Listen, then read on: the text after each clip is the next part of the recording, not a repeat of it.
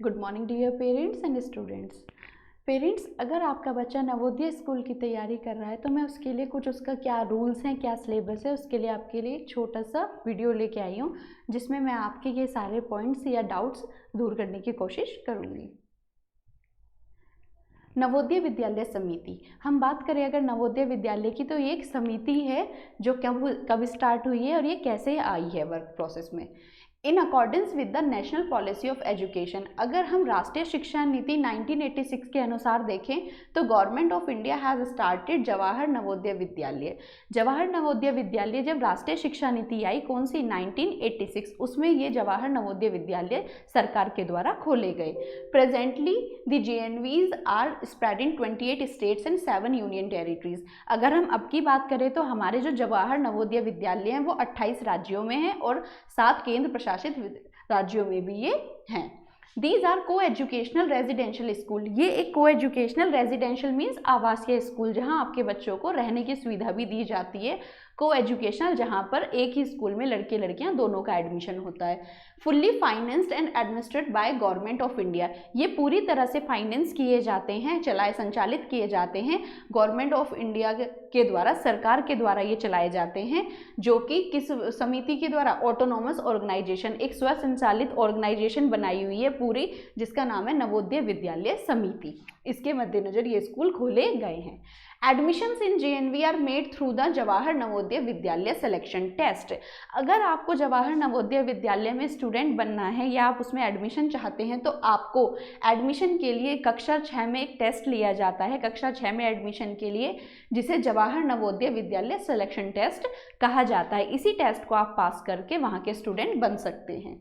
देखिए, अगर मैं बात करूँ स्कूल में आपका बच्चा जब एडमिशन हो जाएगा नवोदय में तो वो किस मीडियम से पढ़ेगा, क्या उसका माध्यम होगा पढ़ने का, उसके बारे में मैं आपको बताती हूँ। The medium of instruction in JNV is the mother tongue और regional language up to class 8।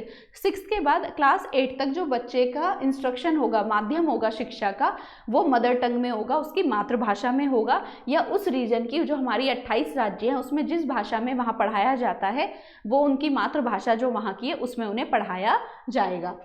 And thereafter English for maths and science, उसके बाद 8वीं कक्षा के बाद जो उन्हें साइंस और मैथ्स पढ़ना होगा उसके लिए इंग्लिश में पढ़ाया जाएगा।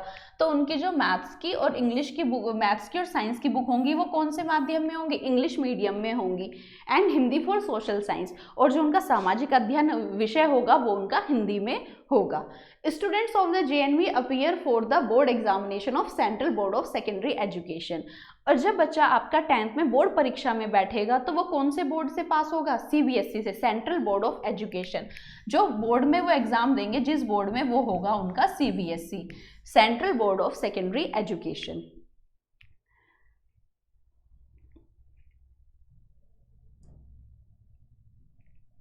While education in the school is free, including board and lodging, uniform and textbook। अगर हम बात करें शिक्षा की तो वहाँ पर स्कूल में जो शिक्षा प्रदान की जाएगी वो बिल्कुल मुफ्त है, फ्री ऑफ कॉस्ट है। बोर्ड की फीस और जो लॉजिंग है वहाँ का जो भी खर्चा है, आवासीय जो अस्थायी आवास उन्हें दिया गया उसका कोई खर्चा नहीं है, ना ही यूनिफॉर्म का पैसा आपसे लिया जाता है, और किताबें भी मुफ्त में स्कूल की तरफ से ही दी जाती है। A sum of 600 rupees per month is collected only from the students of class 9 to 12। 9वीं से 12वीं कक्षा के बच्चों से प्रति माह 600 रुपये लिए जाते हैं, वो भी किसके लिए, विद्यालय विकास निधि के लिए, विद्यालय के विकास के लिए प्रति माह 600 रुपये वो भी लिए जाते हैं 9वीं कक्षा से। उससे पहले आपको कोई चार्ज पे नहीं करना होता। हाउएवर, जबकि students belonging to SC and ST, अगर हम बात करें शेड्यूल्ड कास्ट की और शेड्यूल्ड ट्राइबल कास्ट की, और लड़कियों की, जो लड़कियां छात्राएं होंगी वहाँ पे उनकी फैमिली, जिनकी फैमिली का इनकम बिलो पॉवर्टी लाइन, गरीबी रेखा से नीचे जिनका आय होगी, जिनका जो कमाई है वो बिलो पॉवर्टी लाइन से नीचे होगी, उन्हें इस चीज़ की भी छूट है, उन्हें 600 रुपये भी नहीं पे करने होते हैं। How to apply for JNV selection test. अगर हम बात करें, अब तक तो ये रहा कि आपका सिलेक्शन होगा कैसे, फिर आपको किस माध्यम से वहाँ पढ़ाया जाएगा, लेकिन अब बात करते हैं कि आपको सिलेक्शन टेस्ट के लिए अप्लाई कैसे करना है, आपको उसका एप्लीकेशन फॉर्म कैसे भरना है। The process for submission of application for JNV selection test has been simplified through online process. अब इसका JNV सिलेक्शन टेस्ट का जो आपको फिल करना होगा वो आपको ऑनलाइन करना होगा with the help of internet से, ये आपको भरना होगा। Registration can be done free of cost, जो रजिस्ट्रेशन है वो भी बिल्कुल फ्री है, उसका भी आपसे कोई पैसा एप्लीकेशन फॉर्म का नहीं चार्ज किया जाता। Through the admission portal of NVS linked, जो लिंक मैंने यहाँ नीचे प्रोवाइड किया है, आप वेबसाइट पर इस लिंक पर जाकर एडमिशन फॉर्म, एप्लीकेशन फॉर्म डाल सकते हैं सिलेक्शन टेस्ट में बैठने के लिए।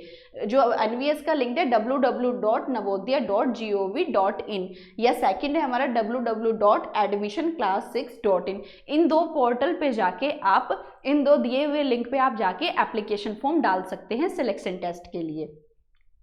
The eligible candidate have to fill up the online form and upload the certificate। जो eligible candidate है, जो इनके क्राइटेरिया को फुलफिल करेगा कि वो 5वीं कक्षा में होना चाहिए, 12 वर्ष की आयु उसकी होनी चाहिए, वो अपना क्या करेगा, एप्लीकेशन फॉर्म भरेगा और उसको एक सर्टिफिकेट भी अपलोड करना होगा इंटरनेट पे, जो वो हेड मास्टर और प्रिंसिपल से लेके आएगा जहाँ वो 5वीं कक्षा का छात्र है। वहाँ से उनकी प्रिंसिपल उन्हें एक सर्टिफिकेट देंगी कि ये बच्चा हमारे यहाँ 5वीं कक्षा में पढ़ रहा है, और बच्चे को अपने फोटोग्राफ और पेरेंट्स और बच्चे दोनों को ही अपने सिग्नेचर अपलोड करने होंगे। फॉर रूरल कैंडिडेट्स, अब हम बात करें ग्रामीण क्षेत्रों के बच्चों की।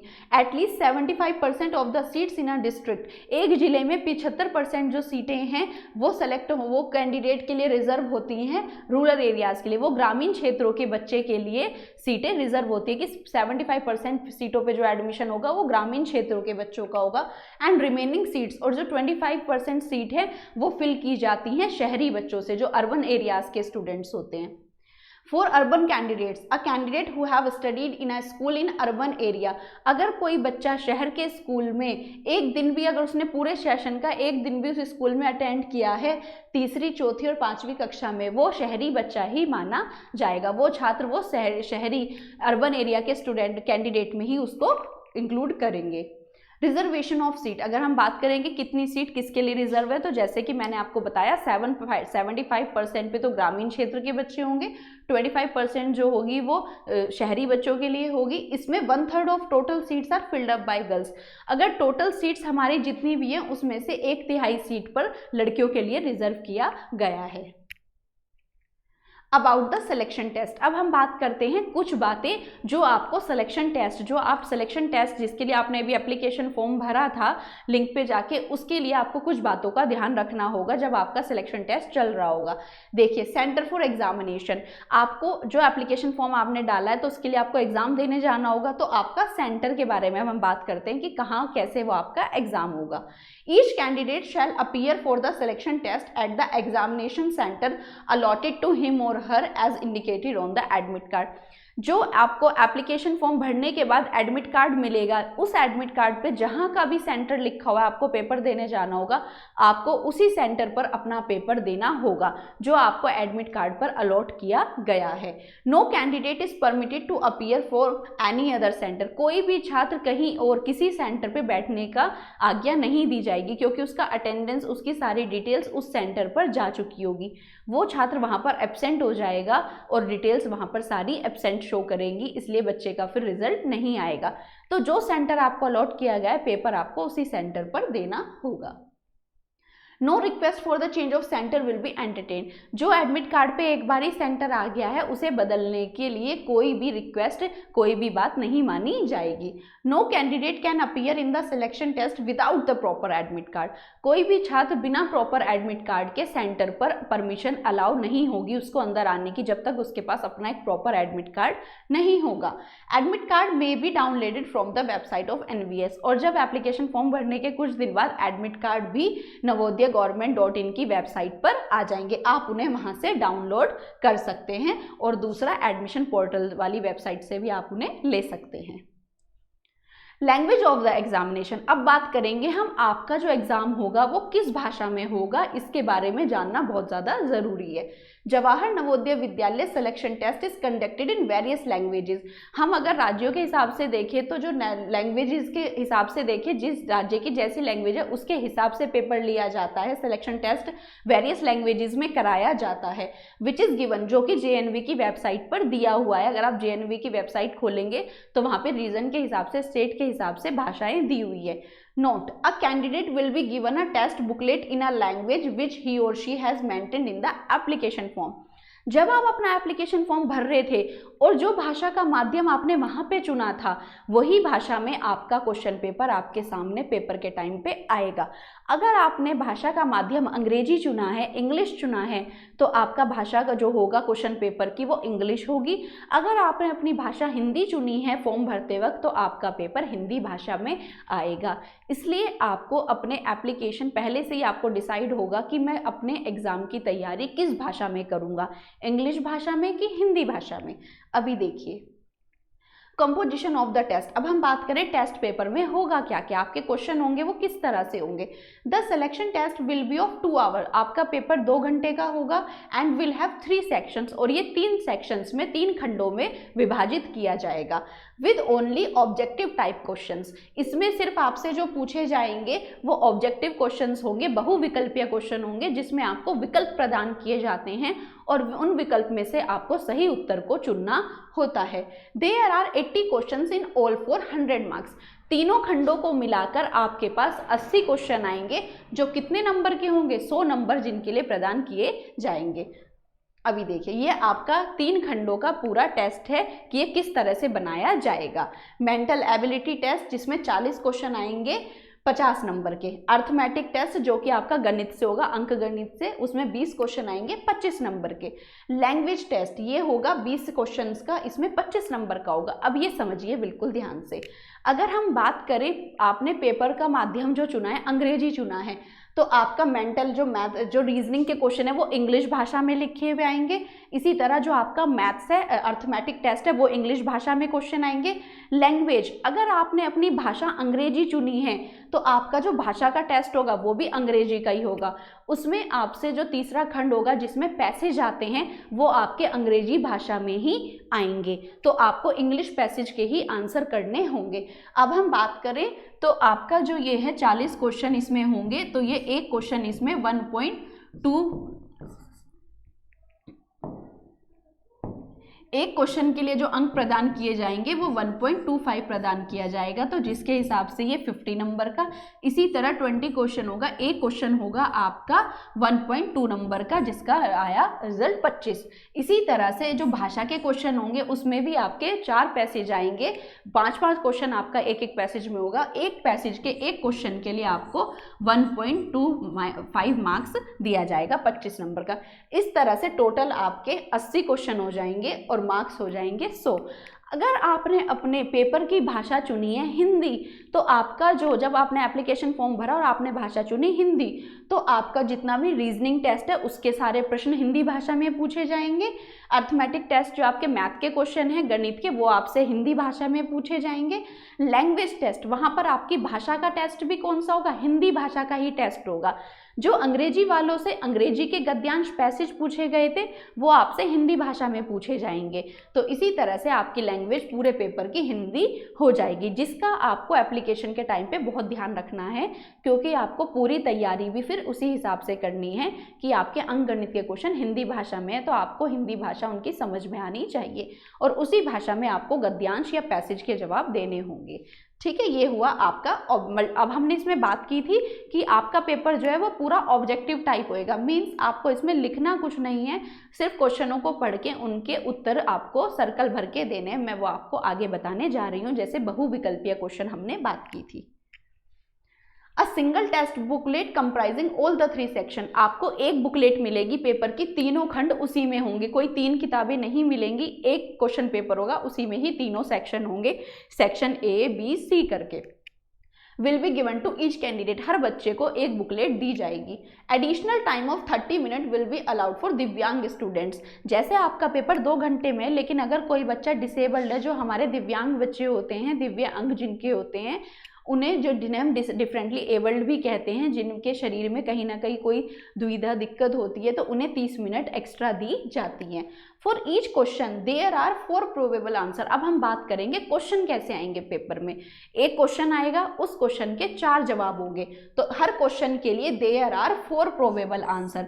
एक क्वेश्चन के लिए, जैसे ये आपका एक क्वेश्चन हो गया कोई भी, इसके लिए आपसे 4 उत्तर आपको दिए जाएंगे, उत्तर A, B, C, D, out of which only 1 is correct. इन चारों में से कोई सा भी एक सही हो सकता है। इन्हें ही हम ऑब्जेक्टिव टाइप या बहुविकल्पीय प्रश्न कहते हैं, जिसमें बहुत सारे विकल्प दिए जाते हैं, जिसमें से आपको सही उत्तर को चुनना होता है।